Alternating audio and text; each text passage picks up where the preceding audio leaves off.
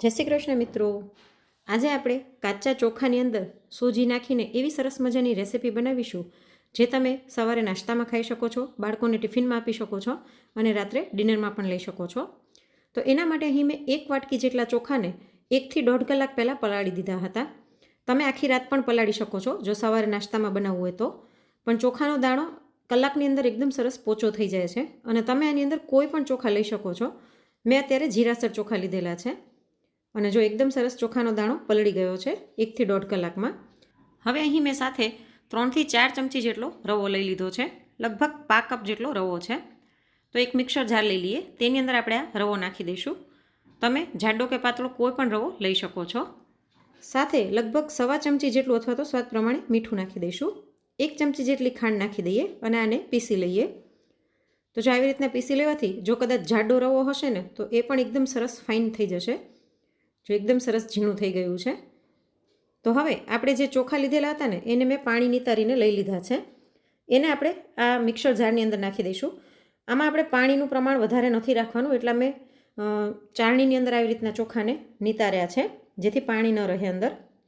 તો બધા જ ચોખાને આપણે મિક્સરમાં લઈ લઈએ અને હવે આની અંદર આપણે દહીં એડ કરવાનું છે. દહીં સાધારણ ખાટું હોય તેવું લેવાનું.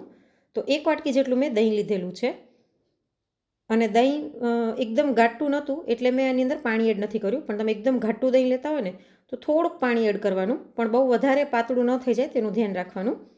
તો જો મેં આને પીસી લીધું છે અને એકદમ સરસ આપણું ખીરું તૈયાર થઈ ગયું છે. જો જરાય ચોખાનો દાણો નથી દેખાઈ રહ્યો અને કેટલું સરસ ગ્રાઇન્ડ થયું છે કે આપણે આમ પાડીએ તો એકદમ સરસ રિબિનની જેમ પડે છે.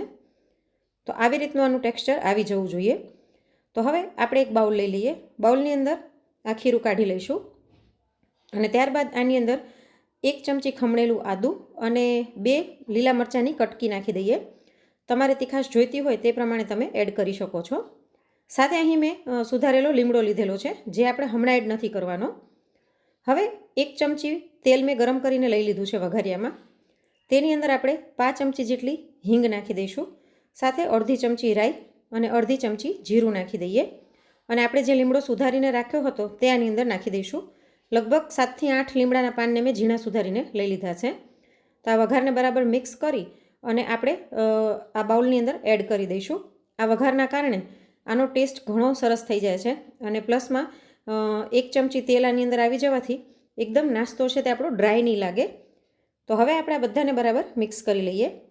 આમાં મેં અત્યારે કોઈ શાકભાજી એડ નથી કર્યા, પણ તમે ઈચ્છો તો ઝીણી સુધારેલી પાલક, ખમણેલી દૂધી, ગાજર ઘણું બધું એડ કરી શકો છો જો કરવું હોય તો. હવે આની અંદર હું 2 થી 3 ચમચી જેટલું પાણી એડ કરું છું કેમ કે મને થોડુંક ઘાટું લાગી રહ્યું હતું, પણ વધારે પાતળું ન થઈ જાય તેનું ખાસ ધ્યાન રાખવાનું. તો આ બરાબર આપણે મિક્સ કરી લઈએ અને હવે પહેલાંથી ગ્રીસ કરીને થાળી રાખી દેવાની અને ત્યારબાદ આની અંદર આપણે ઈનોનું 1 પાઉચ એડ કરીશું. તો આજે આપણે કાચા ચોખાનો ઉપયોગ કરી અને સરસ મજાના સોફ્ટ ઢોકળા બનાવીશું. ઈનો નાખીએ પહેલાં થાળીને ગ્રીસ જરૂરથી કરી લેવાની અને પાણી પણ સ્ટીમરમાં સ્ટીમ થવા માટે મૂકી દેવાનું, નહીંતર ઈનોની ઇફેક્ટ જતી રહેશે તો ઢોકળા એકદમ સરસ સોફ્ટ નહીં થાય. તો જો આ સરસ મિક્સ થઈ ગયું છે અને પહેલાંથી ગ્રીસ કરેલી થાળીની અંદર આપણે આ ખીરું પાથરી દઈએ. તો આટલી 1 વાટકી ચોખાથી મોટી 2 થાળી જેટલો નાસ્તો બનીને તૈયાર થશે. ઉપરથી થોડુંક લાલ મરચું પાવડર સ્પ્રિંકલ કરી લઈશું અને થોડીક ઝીણી સુધારેલી કોથમીર નાખી દઈએ. કોથમીર આવી રીતે સાથે સ્ટીમ થવામાં નાખવાથી તેનો ટેસ્ટ ખૂબ જ સરસ આવે છે, પણ તમારે ન નાખવી હોય તો સ્કીપ કરી શકો. અને અહીં મેં ઢોકળિયામાં પહેલાંથી પાણી ગરમ થવા રાખી દીધું હતું અને પાણી સરસ ઉકળી ગયું છે. તો હવે આપણે તૈયાર કરેલી બંને થાળી છે તેની અંદર મૂકી દઈએ અને આનું ઢાંકણ ઢાંકી અને ફૂલ ફ્લેમ પર આપણે 15 મિનિટ માટે આને સ્ટીમ કરી લઈશું. તો 15 મિનિટની અંદર આપણા એકદમ સરસ મજાના સોફ્ટ ઢોકળા તૈયાર થઈ જશે. ત્યાં સુધી આપણે આની સાથે ખાવા માટે એક સરસ મજાની ચટણી બનાવી લઈએ.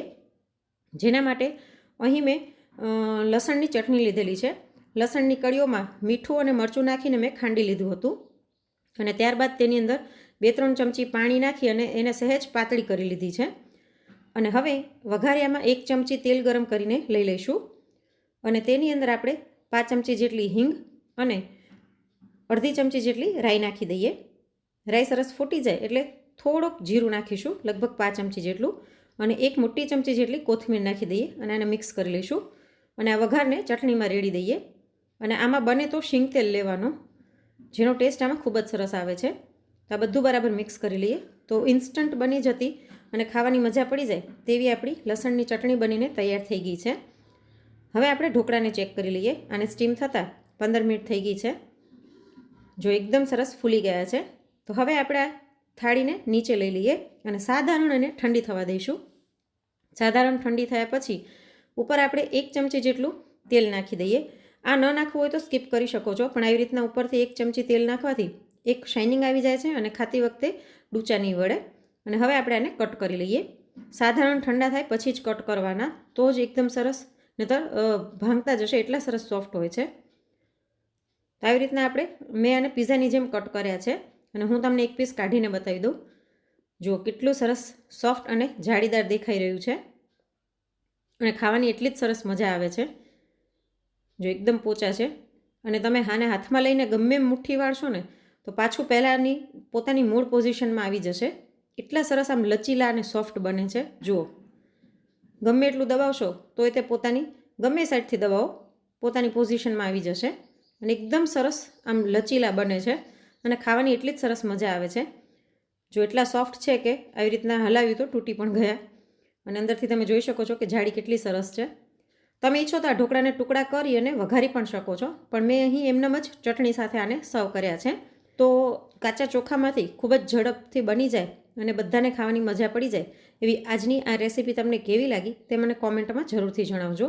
અને જો આજની રેસીપી ગમી હોય તો લાઈક કરીને વધુમાં વધુ શેર પણ કરજો અને આવી જ અવનવી રેસીપી જોવા માટે ચેનલને સબસ્ક્રાઈબ કરવાનું ના ભૂલશો. જલ્દી જ મળીશું નવી રેસીપી સાથે. Thanks for watching.